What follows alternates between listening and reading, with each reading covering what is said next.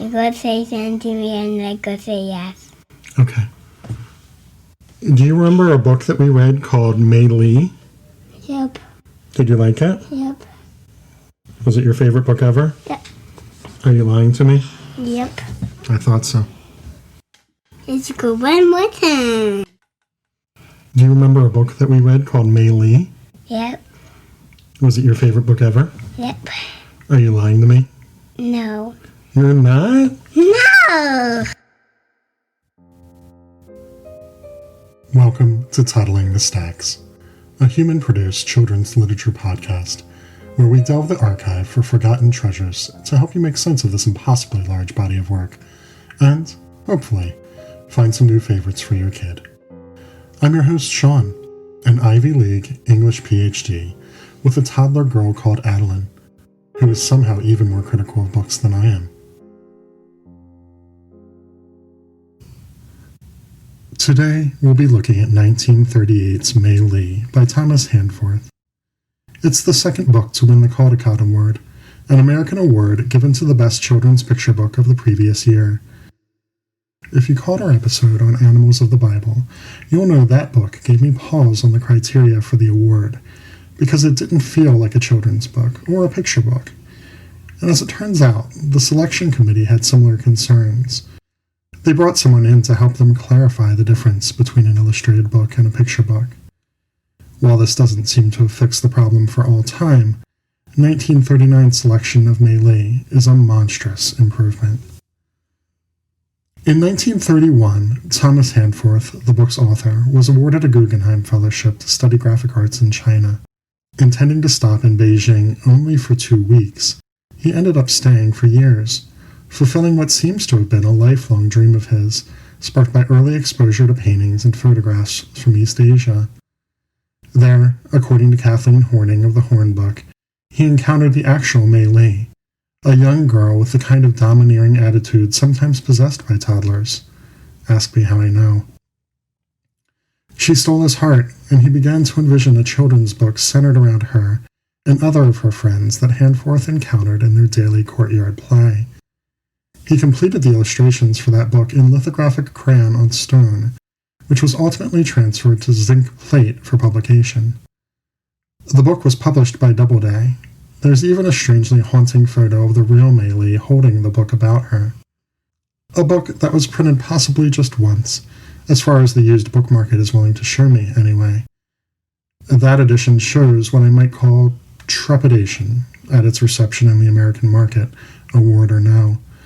The jacket painstakingly highlights Handforth's accomplishments and renown, while also providing an anglicized spelling to help readers along. Yet, it shows faith in it too, suggesting that adults might love the text just as much as the children they're reading to. I myself feel a kind of similar ambivalence. On one hand, this is clearly cultural appropriation, and in some ways Orientalism. On the other hand, it's 1938. It's America. It's representation. It's real and human and endearing. I don't want to overuse this term, but it feels undeniably like a labor of love. I'm fully on board with Mei Li, but my eyes and ears are open, and I'm always happy to hear other voices on this.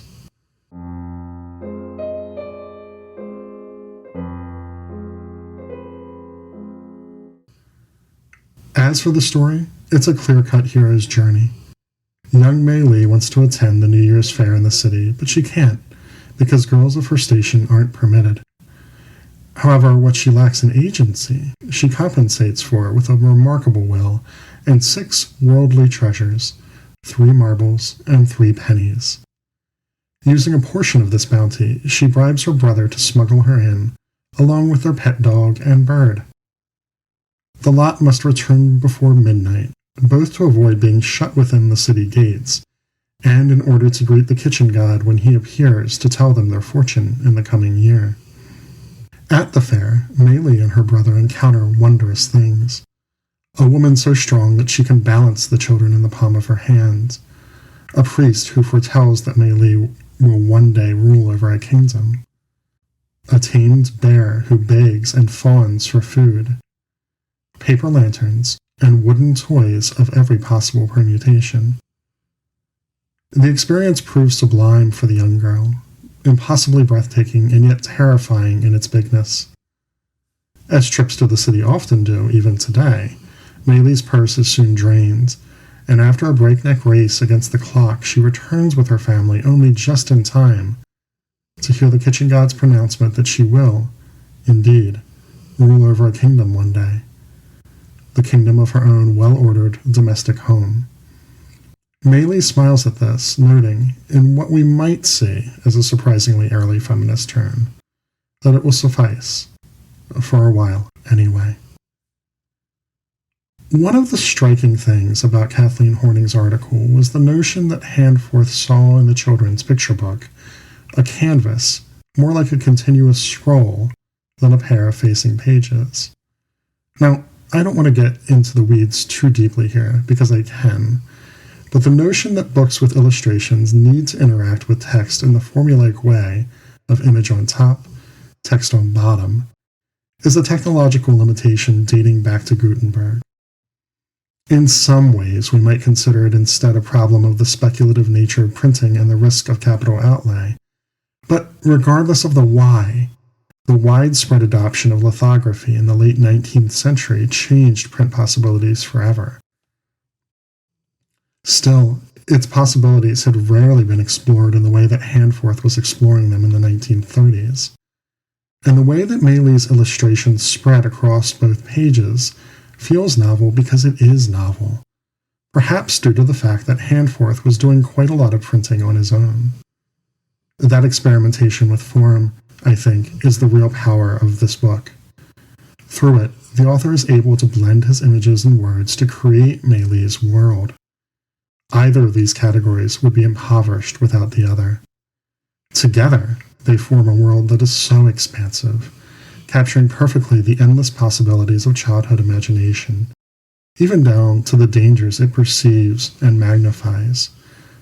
Through using the entire page, Handforth is able to capture something of the frenetic motion of the tale, but also to play with scale in a way that mirrors childhood imagination. The paper lanterns quickly become monstrous, a paper hawk far larger than life. The wooden toys with which Mei Li plays march across the page, becoming more animated and lifelike as they go.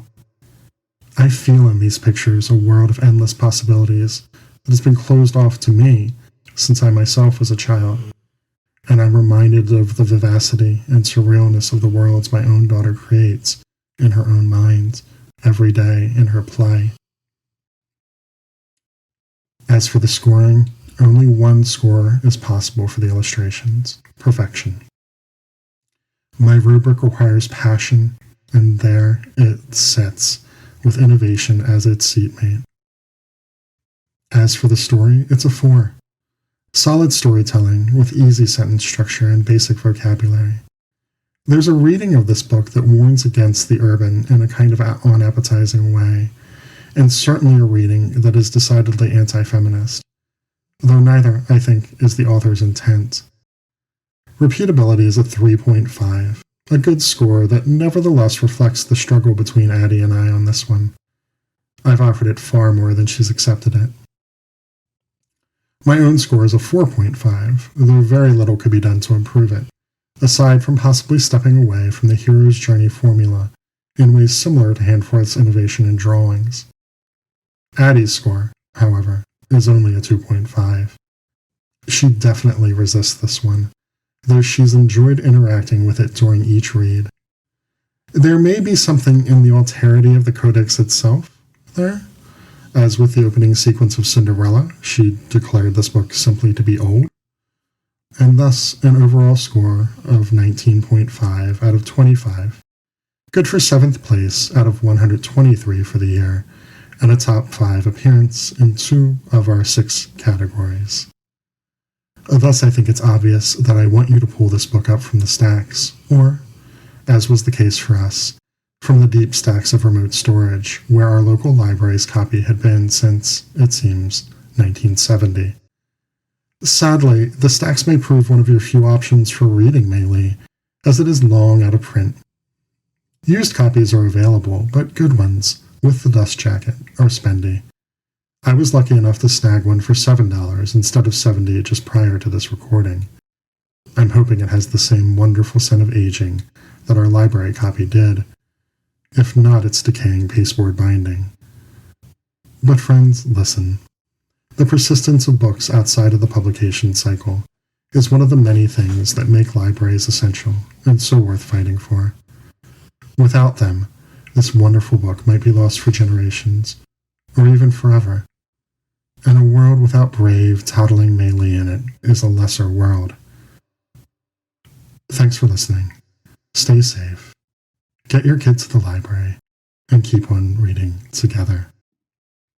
This has been Toddling the Stacks. Make sure to subscribe on YouTube or your podcatcher of choice for new episodes every Monday, and follow us on Insta, Blue Sky, and Facebook for the latest updates. If you like what you hear, leave us a review. Keep up with Adeline's reading now, find links to buy your favorites, and more at toddlingthestacks.com. Address questions or concerns to pod, that's P-O-D, at toddlingthestacks.com. Graphics for today's show were created by Emily Tatro. Make a website so people can hire you, Emily. Thanks for watching. We'll see you next week.